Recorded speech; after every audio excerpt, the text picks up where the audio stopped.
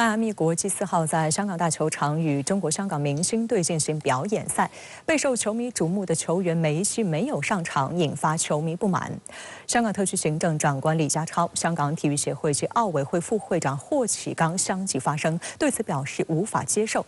梅西7号在中国社交媒体自行回应称，很遗憾因为腹股沟有伤没能出现在香港赛场。他还表示希望有机会回来为香港球迷朋友亲历线上比赛。 迈阿密国际4号在香港大球场与中国香港明星队进行表演赛，备受瞩目的梅西没有上场，而是在一旁观赛，引发球迷不满。商業詐騙啊！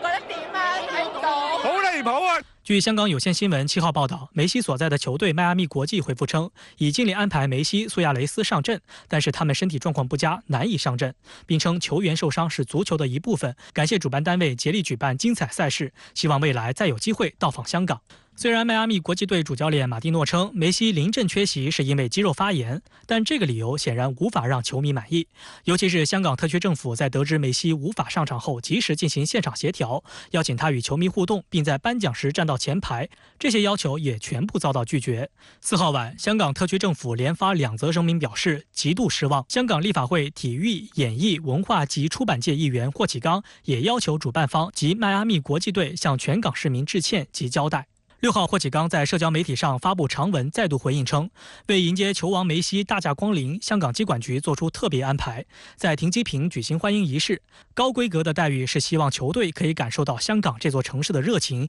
以及市民對外賓到來的尊重。然而，儀式尚未結束，球員便離場，對司儀的呼喚無動於衷。不知道球員是聽不懂還是聽不見，匆匆登上大巴。霍啟剛說：“看到直播的我感到非常失望，也為現場的嘉賓及司儀感到尷尬。我們為球隊到來準備的精心安排卻被狠狠踐踏，令人遺憾。” 6號，邁阿密國際在日本召開發布會，梅西出席，並時隔2天首次就此事件進行回應。Lamentablemente, cosa de fútbol, en cualquier partido puede pasar que podemos tener una lesión. A mí me pasó, no pude estar en el partido de Hong Kong y es una lástima porque siempre quiero participar, quiero estar y más cuando se tratan de estos tipos de partidos que viajamos tan lejos y que la gente está tan ilusionada por ver los partidos nuestros. Ojalá podamos volver y podamos volver a estar a jugar otro partido en Hong Kong y pueda estar. 北京时间7号晚6点，美国迈阿密国际队在日本对阵日本神户胜利船。第60分钟，梅西替补入场，连同补时上阵约34分钟。点球阶段，迈阿密国际队3比4输给日本神户胜利船。 根据已公布的迈阿密国际日本行票价，这场比赛的票价在241元至2173元人民币之间，而香港行的门票则为809元至4488元人民币之间。外界也注意到，多家日媒6号公开了梅西在日本参训的视频画面，报道还称梅西面带笑容，健步如飞。 值得注意的是，据香港特区政府此前公布的文件，主办方此前为香港赛事申请了 M 品牌计划，该计划将为梅西的访港之行提供最高1500万港元的补贴，以及额外100万港元的场地使用补贴。在梅西失约之后，香港主办方宣布将正式撤回上述总计1600万元的款项，但并未提及退票事宜。 而根据此前协议，梅西至少要出场45分钟。中国新闻网的评论指出，主办方之所以能够申请到这1600万元港币的补贴，当然不是因为荣誉甚少的迈阿密国际队，球迷们都是奔着梅西的光环而来。也正是因为梅西，这场比赛的官方票价才如此高昂。翻看迈阿密国际队的赛程，在半个月里进行多达6场比赛，从美国到中北美的萨尔瓦多，再到西亚沙特，而后转战中国香港，之后再去日本东京，这样密集的赛程堪称流水线式表演赛。 不仅球星吃不消，比赛质量也难以保证，甚至连梅西出场这一最低要求都没能达到。如果迈阿密国际队和梅西想要挽回中国球迷的心，需要一个公开解释和有诚意的售后方案。 国际舆论也高度关注梅西在港缺阵事件。美国有线电视新闻网就使用了 Messi 作为标题来进行报道，即把梅西的发音与拼写相近的混乱组合起来点评此事。一时间，梅西之乱成了热词。之后，美联社、赫芬邮报和迈阿密先驱报等也使用相似句式，报道梅西此次行程一片狼藉，成了公关的噩梦。 Yeah, what was initially messy media here in Hong Kong has turned into messy disappointment. You know, tonight some 40,000 fans clamoring here for the opportunity to see the Argentine football legend, but he was a no-show on the pitch. Initially, there were cheers in the stands. It turned into jeers, boos, even chanting of "Where is Messi?" and "Refund, refund, refund." This is Inter Miami's first ever international tour. Its co-owner David Beckham also in the house as well. But when Messi failed to get up from the bench, the mood inside Hong Kong Stadium maximum. 最近梅西到香港参加表演赛，对引起球迷的不满和出现的一些纠纷，您怎么看呢？这次梅西事件啊，虽然各方也都在艰难的协调，但还是酿成了现在这么一个结果。估计后续效果呢还可能会持续发酵。这里边啊，我提出一个3要3不要的观察视角，供各方来参考。第一呢，就是要冷静客观，还原厘清事件本来的是非曲直，而不要过度的情绪化。首先，我认为还是要抓住事情的主要矛盾。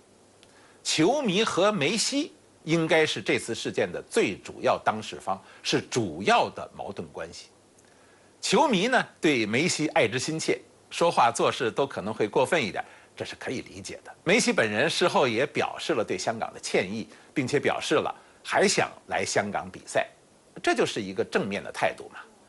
所以我认为啊，球迷和梅西这对主要矛盾关系还是正常稳定的，也是比较易于协调的。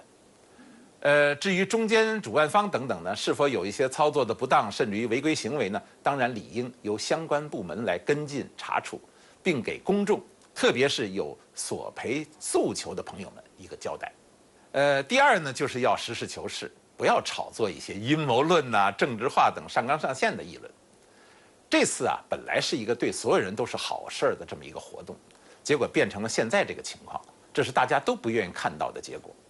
我还是认为呢，我们应该尽量的避免用阴谋论等去进行那种政治上的过度解读，因为这既不是这次事件的基本事实，也不能表达广大球迷的真实心态，更不是所有人的愿望和利益所在。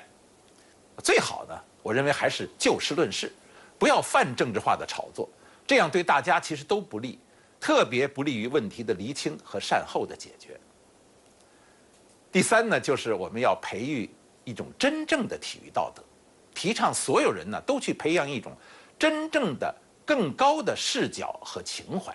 来面对这一类的突发事件，不要过度的沉浸在负面的情绪之中。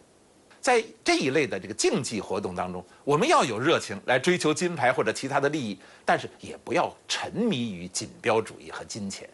我们有一些球迷的狂热很正常，但我们最终的目的呢，是要让所有的人都更愉快、更友善、更幸福。这是一种人类比较高级的情感培育，越是在遇到特殊情况的时候，就越显得重要。